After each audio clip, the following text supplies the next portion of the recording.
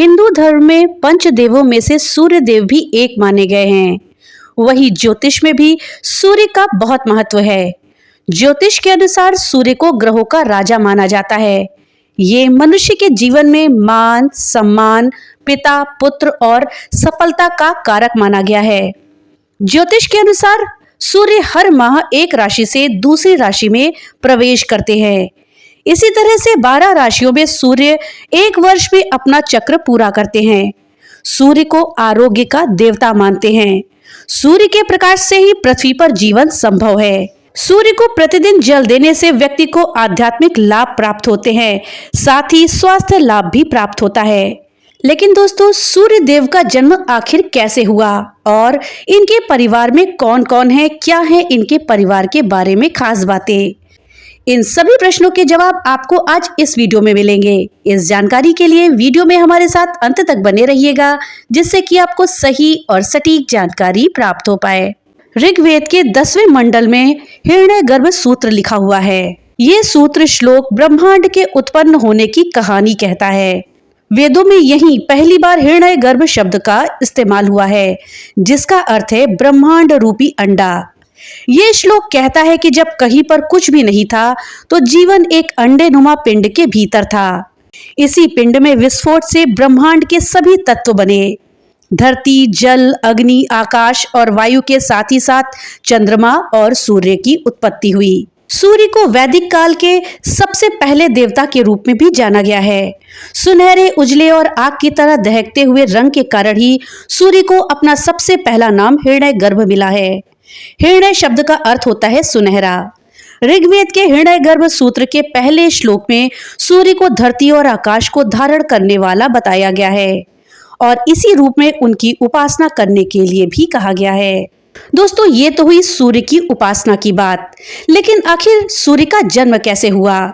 सूर्य के जन्म को जानने से पहले आपसे एक छोटी सी रिक्वेस्ट है कि अगर अभी तक आपने वीडियो को लाइक नहीं किया है तो कृपया वीडियो को लाइक कर दें और ज़्यादा से ज़्यादा शेयर करें, जिससे कि ये जानकारी अधिकतर लोगों तक पहुंच पाए।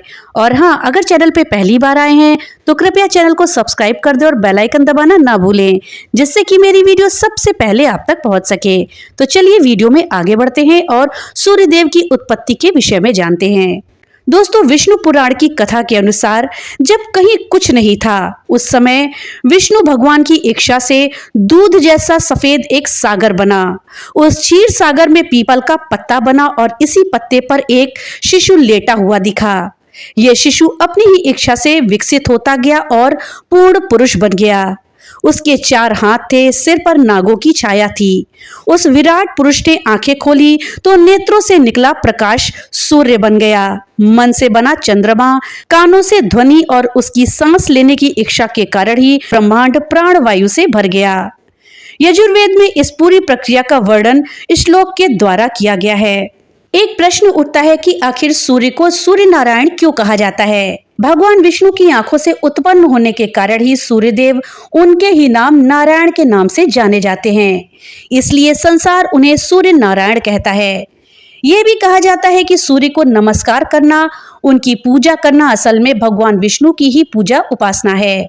पुराणों में कहा गया है कि आकाश से गिरा हुआ जल जिस तरह से सागर में जाता है, सभी देवताओं को किया गया नमस्कार केशव यानी नारायण को पहुंचता है।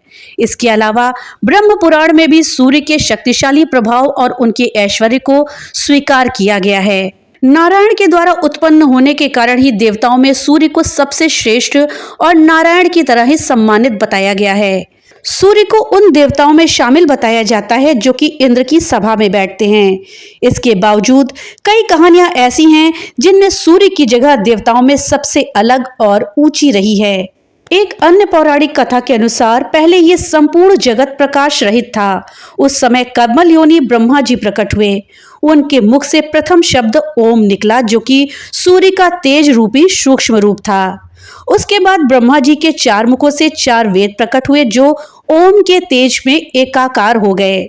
ये वैदिक तेज ही आदित्य है, जो विश्व का अविनाशी कारण है। ये वेद स्वरूप सूर्य ही सृष्टि की उत्पत्ति, पालन और संहार के कारण है।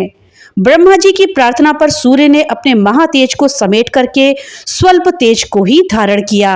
इसके अलावा ब्रह्म पुराण में भी एक कथा वर्णित है। उसके अनुसार पहले पूरे संसार में कोई प्रकाश नहीं था, जिस कारण दिन और रात में भी कोई भेद नहीं था।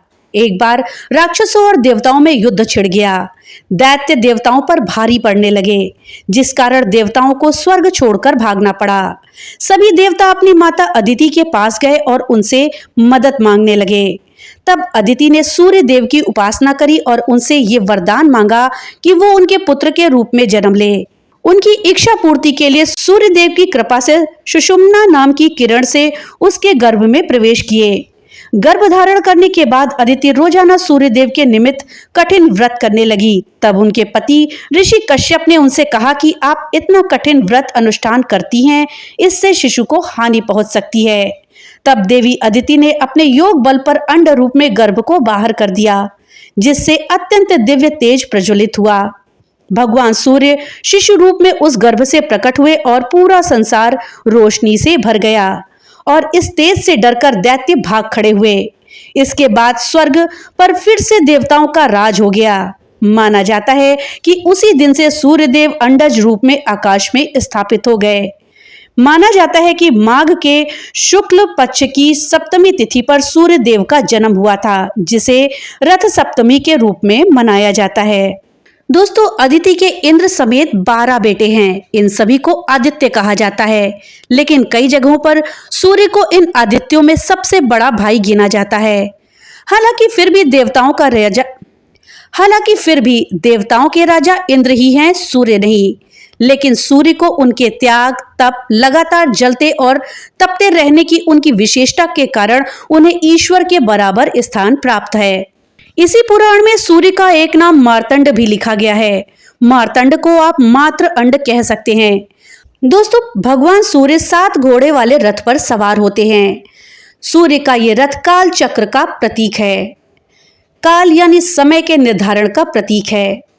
इनके रथ का पहिया ही काल चक्र है। ये दिन रात के कारण है और मौसम, जलवायु, वर्षा के समय और उसकी मात्रा को भी तय करते हैं।